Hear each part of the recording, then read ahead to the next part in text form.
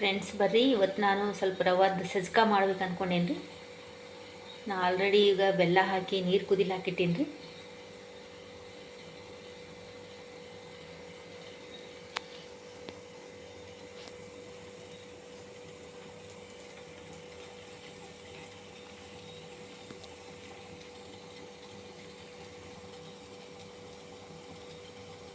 ಸಜ್ಕ ಅಂತೀವಿ ರೀ ನಾವು ನಮ್ಮ ಕಡೆ ಸಜ್ಕ.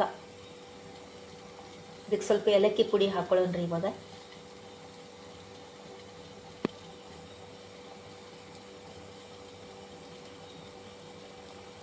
ಏಲಕ್ಕಿ ಪುಡಿ ಹಾಕೋತೀನಿ ರೀ. ಎರಡೇ ಲವಂಗ ಹಾಕೋತೀನಿ ರೀ, ಜಾಸ್ತಿ ಏನು ಹಾಕೊಳ್ಳೋದಿಲ್ಲ.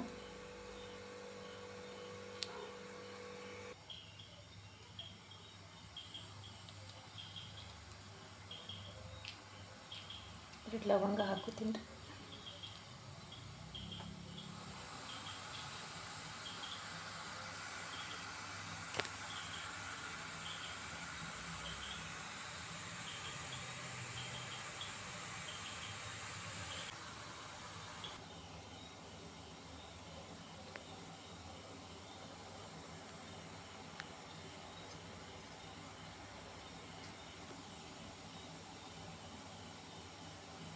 ಕುದಿ ಬಂತ್ರಿ, ನೀರು ಚಲೋ ಕುದೀತಾ ಇದೆ ಇವಾಗ.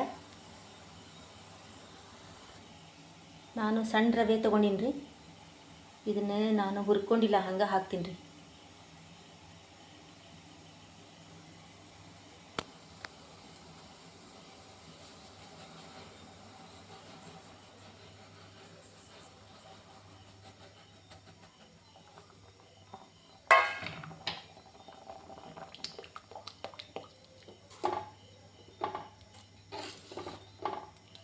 ಇದು ದಪ್ಪ ರವೆ ಇರುತ್ತಲ್ರಿ, ಬನ್ಸಿ ರವೆ, ಅದರಿಂದನೂ ಚಲೋ ಆಗ್ತದ್ರಿ.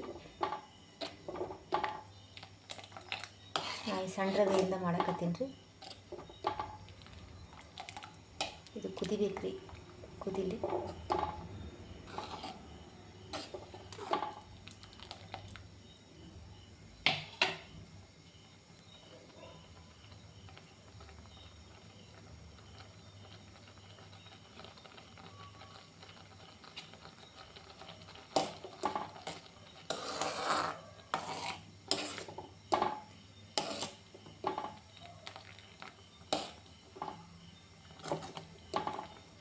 ಎರಡು ಲವಂಗ ಹಾಕೀನಿ ರೀ ಅಷ್ಟೇ, ಜಾಸ್ತಿ ಲವಂಗ ಹಾಕಿಲ್ರಿ. ಎರಡು ಲವಂಗ ಹಾಕೀನಿ, ಎರಡು ಏಲಕ್ಕಿ, ಎರಡು ಲವಂಗ.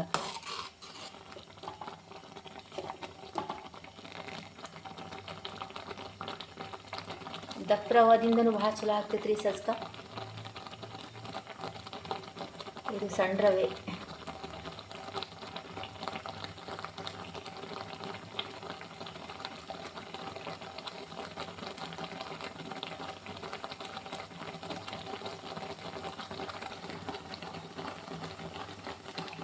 ನಾನು ಇವಾಗ ತುಪ್ಪ ಸೇರಿಸ್ಕೋತೀನಿ ರೀ, ಸ್ವಲ್ಪ ಒಂದು ಸ್ಪೂನ್ ತುಪ್ಪ ಅದಕ್ಕೆ ಸಾಕ್ರಿ.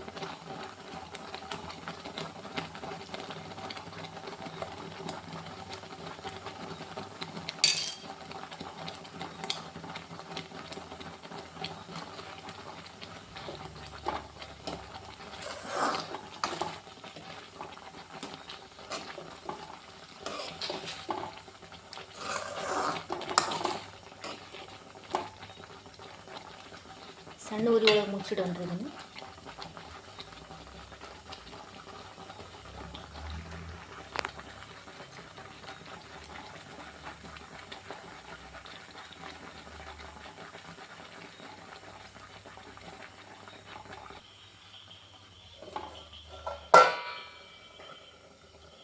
ಸಣ್ಣ ಉರಿ ಒಳಗೆ ಮುಚ್ಚಿರಲಿ ಇದು.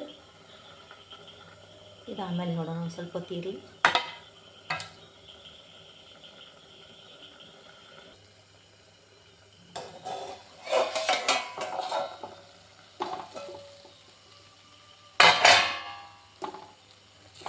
ನಾವೇನೇ ಸಿಹಿ ಮಾಡಿದರೂ ಬೆಲ್ಲ ಹಾಕಬೇಕ್ರಿ. ಬೆಲ್ಲದಿಂದ ಭಾಳ ರುಚಿ ಆಗ್ತಾವೆ ಅಡುಗೆ.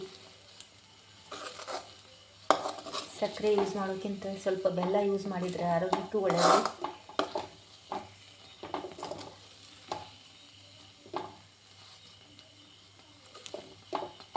ಈ ಥರ ಬಂದದ ನೋಡ್ರಿ.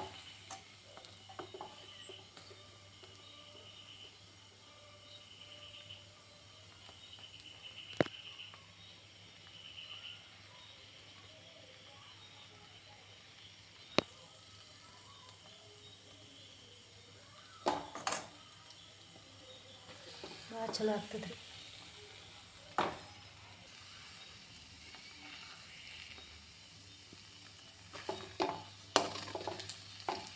ಸಜ್ಜಿಗೆ ರೆಡಿ ಆಯ್ತು ರೀ. ನಾವು ಬೆಲ್ಲದಿಂದ ಮಾಡ್ತೀವಲ್ಲ ರೀ, ಭಾಳ ಚಲೋ ಆಗ್ತೈತಿ. ಸಕ್ಕರೆ ಯೂಸ್ ಮಾಡೋಕ್ಕಿಂತ ಬೆಲ್ಲ ಹಾಕಿ ಮಾಡಿದರೆ ಭಾಳ ಚಲೋ ಆಗ್ತೈತೆ ರೀ.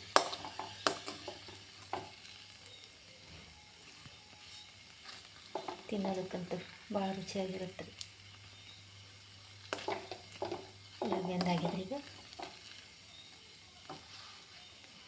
ಬೇಕಂದ್ರೆ ಇನ್ನೊಂದು ಸ್ವಲ್ಪ ತುಪ್ಪ ಹಾಕೋಬೋದು ರೀ. ಊಟ ಮಾಡುವಾಗ ಹಾಕ್ಕೊಂಡು ಊಟ ಮಾಡ್ಬೋದು.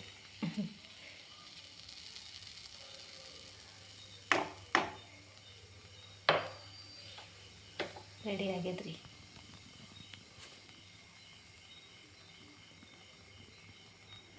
ನಮ್ಮ ಉತ್ತರ ಕರ್ನಾಟಕದ ಸಜ್ಜಿಗೆ.